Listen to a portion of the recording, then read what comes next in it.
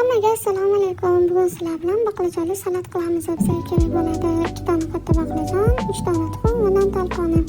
Qizlar tuxumimizga bir chimdim tuz solib, yaxshi aralashtirib, baqlajonlarimizni mana shaklda to'g'rab olib, pare qilib, muzchashga solib qo'yib, birinchi tuxumga, keyin non talqoniga aralashtirib, qizib turgan yog'imizni 200 ni chiroyli qilib qizartirib olamiz. Qizlar gaz past holda bo'lsin.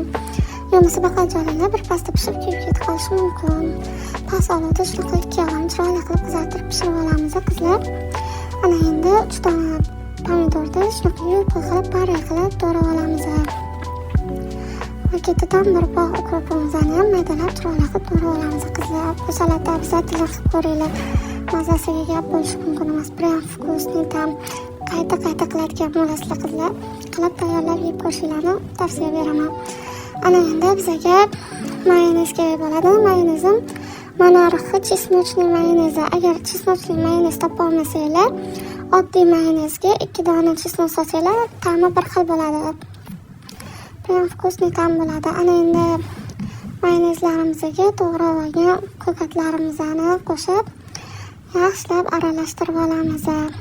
Aralashtirib olgan massamizni chiroyli pishirib olgan baqlajonlarimizni ustiga surib chiqamiz. Qizlar ko'rib turibsizlar, shunaqa jarayonni takrorlab qayta surib chiroyli qilib chiqamiz. Birinchi marta bunaqa video olman, qo'llab-quvvatlashda degan umiddaman. Kontentimga yurakchani bosib qo'yasizlar degan umiddaman qizlar. Mana shunaqa mazali salatlarimiz tayyor bo'ldi. Kelinglar, yoqimli ishtaha.